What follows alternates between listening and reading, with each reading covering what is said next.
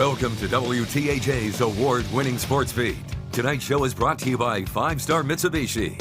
Here are your hosts, Jordan Tracy and Anderly Penwell. This thing, if you flip it, it does upside down as well. Oh, nice. Yeah. Tech tip.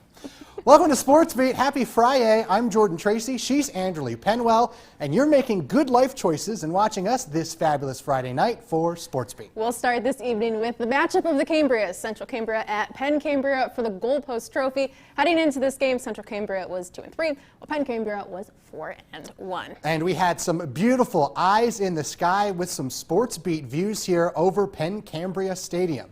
It's finally fall, spooky season officially. Spooky season! Very spooky. Yay!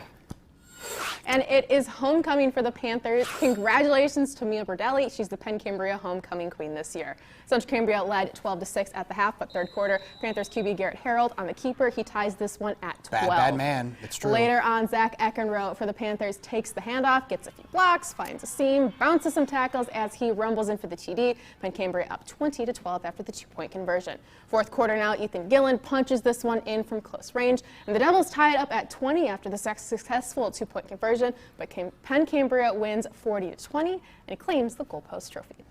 Harrisburg coming to Altoona tonight. The Mountain Lions kept this close, trailing 7-0 at the half.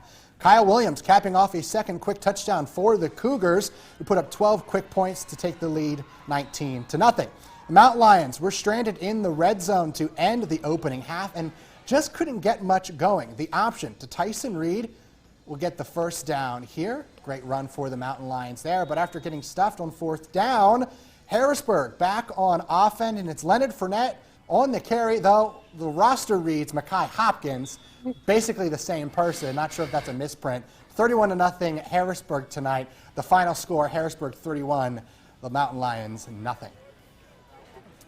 And to Ridgeway we go, where it's homecoming again. Senior defensive tackle Anna Duffield would take the homecoming queen crown home. And the Elkers would take home the win. The third quarter, Dominic Allegro takes a toss to the right, and after breaking a tackle, makes the man miss and outruns everybody, run, en route to a 41-yard score. And in the fourth, QB Jonathan Hamilton connects with his senior wideout, Will Howard, for a big gain to set Ridgeway up in the red zone. And then, very next play, Allegro dances around multiple defenders and runs it in from 15 yards out to put Ridgeway up 27-13. The Elkers win this one 40-21. Central Dauphin comes into State College territory and brings on the offense. 3 minutes left in the first quarter. CD's Max Mosey connects with Zion Allen, 29 yards for the score. That's 15-0 Central Dauphin. 49 seconds left in the first quarter. Mosey throws it long to David Chase in the end zone. That's CD's third touchdown. They go up 22-0. Halfway through the second quarter, State College finally gets on the board. Jack Morris throws it to Kyle Kersinger, who runs his way into the end zone to cut it to 28-7. But Central Dauphin wins this one. Final score, 42-21. Let's throw everything on the floor. Coming up next, it is a home game for Claysburg in Hollidaysburg as the Bulldogs do battle with the Hornets. Don't go.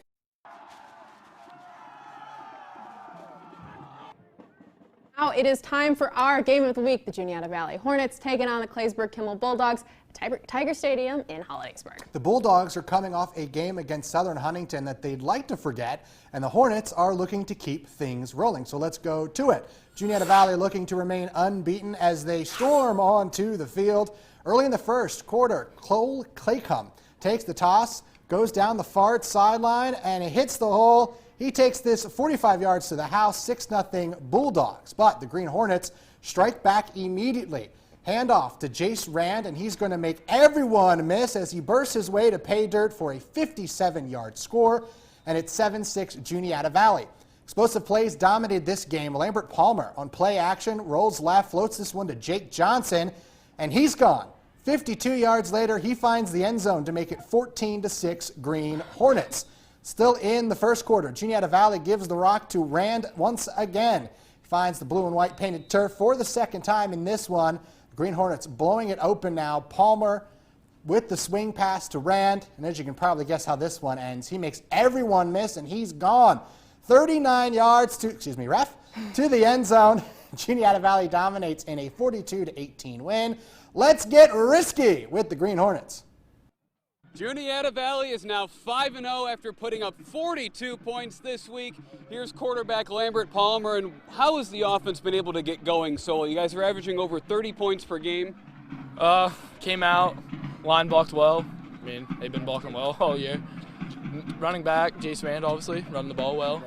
And, yeah, that's about it.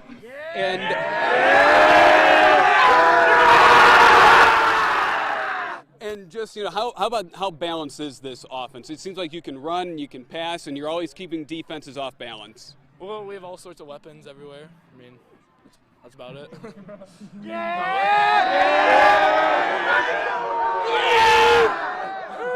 Alrighty, and then you had a monster game, 3 touchdowns. Can you tell me about the incredible job of the offensive line? Oh, it was. They played a great game. They blocked well, made some good cuts, and yeah, give it all to the line. And just how well were you seeing the field in this one to be able to make such quick cuts and be able to just kind of get downfield and score? Honestly, I think it was the turf that made me a little bit better this game. But no, the line, yeah, they played good, and I don't know, I seen it out of the corner of my eye and made the cut, and yeah, big bounce. Alrighty, how's everyone feeling?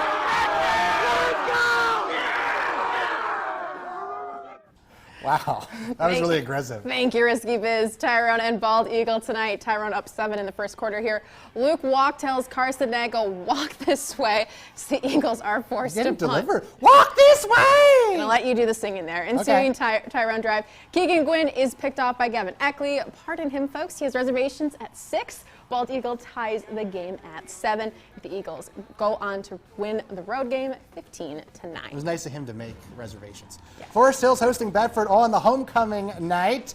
First quarter, Ethan Weber takes the toss outside for the Bisons, finds the sideline, and off to the races. 76 yards for the score. Bedford leads 7-0.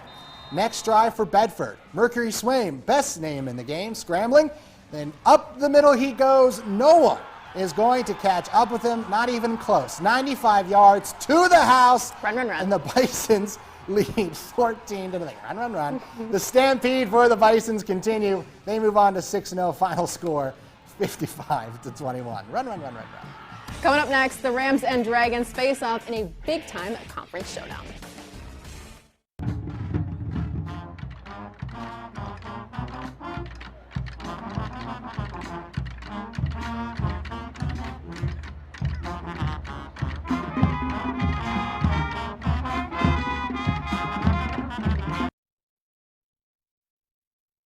Welcome back to Sportsbeat. The undefeated Central Dragons fly over to Richland to take on the 4-1 Rams for a Laurel Highlands matchup. Now, Richland has outscored their opponents by 142 points, while Central is plus 168. So, if you can do the math, I can't, but both are high-powered offenses squaring off tonight in Richland. So, second quarter tied at 7. Jeff Hohenstein rolls. He's going to sling it to Parker Gregg, who finds the end zone. Dragon leads 14-7. Later in the quarter, Hohenstein drops back, heaves it downfield. He's going to connect with Parker Gregg again. He spins, dives for the pylon, and they extend their lead 21-7. Central just having no trouble this year so far. They move on to 6-0. Final score, 40-13. And Winburn hosting Myersdale tonight. Ramblers already up 7-0 in the first. Keith Charney comes up with the interception for the Ramblers.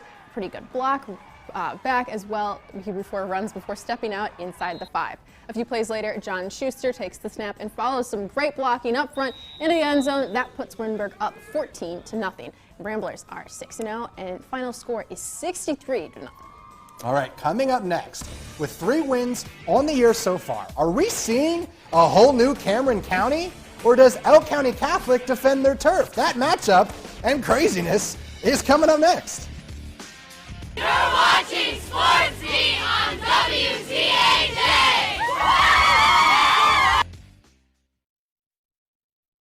Thanks for tuning in to Sportsbeat this Friday night. What else would you be doing? Cameron County taking on Elk County Catholic. Now, Cameron County won big over Sheffield last week, while Elk County Catholic fell hard in a shutout. So, the Red Raiders making some plays early in this one. Senior defensive end Derek Cherry is going to get the interception early in the first quarter. That's going to set up Cameron County with some good field position and lead to this 22-yard connection from Dylan Baney on 4th and 12 to put the Raiders up early. Touchdown scored there. And in second quarter, Cameron County quarterback Maddox Bauman uses his feet, turns the corner, and gets in to score and extend the Raiders' lead. They go on to win this one and move to 4-1 on the season. Final score, 32-18. Portage taking on United, and it finally felt like fall tonight. Spooky season. First quarter, no score. I love fall. Portage with the immediate handoff to Orrin Heidler deep in United territory. Heidler running this one in for the score. Mustangs up 7-0. United responding, marching right down the field. Caden McCulley scoring, getting in for the score on the run of his own. Lions would fail to score the 2-point conversion, so Portage leads 7-6. Second quarter, Portage answering. John Wolford punches this one in from just outside the end zone. Mustangs up 14-6, and Portage cruises to a big 49-12 win over United. Alrighty now, Penns Valley hosting Bellefonte tonight. First quarter, Ty Watson runs it in from 3 yards out for the score. Penns Valley takes the early 7-0 lead. Second quarter, Jackson Romick throws a pass to Zach Brott in the back of the end zone. Penns Valley up 14-0. Later in the second, Nicholas Way finds Tyler Rice for 30 yards and the score. Penns Valley goes on to win this one 41-14. Coming up next, we crown our plays and player of the week. You're watching Sportsbeat on WTAJ. Here we go, baby! Let's take a look at some other scores from around the region. Glendale beating Tuskegee Mountain 21-0. Chestnut Ridge getting the win over Johnstown 53-7. Northern Bedford beating Everett 24-0. And Bellwood actually takes home the forfeit win because of COVID protocols at Kerwinsville, so they get the 2-0 win there. Clearfield beating Phillipsburg, Osceola 49-0. Southern Huntington beating West Branch 34-21. Berlin getting the win over North Star 27-6. And Bishop McCourt beating Somerset 36-0. Let's go to the hit of the week. Anderly. Claysburg Kimmel backed up deep in their own territory. They tried to swing pass to Preston Imler, but he gets rudely blown back by Brian Allison for the loss on the play. No chance anyone is getting past Allison on that one. And it is time now for our standout of the week, sponsored by Sisney and O'Donnell. That goes to senior defensive tackle Anna Duffield from Ridgeway, who's also now the homecoming queen. So congratulations to Anna. That's awesome. What a gal. Yep, doing it all. And time now for our play of the week, sponsored by Badling and Mole. And it goes to Mercury Swain with the best name in the game. Best name in the game. Best name in the game. He wins an award every week because of the name. Scoops up the fumble and takes it back 59 yards for the touchdown. And let's reveal our player of the week, brought to us by Walker and Walker Equipment. Player of the week, it goes to Parker Gregg from Central. He had 107 yards on the ground with 3 touchdowns, 4 catches at 102 yards and 2 touchdowns receiving, and that gets you player of the week. That's a pretty busy week. Can anybody stop Central? We'll see with Bedford next week, but it's going to be a tough task. Folks, you're going to have to find out next week at 11:10 right here on WTAJ.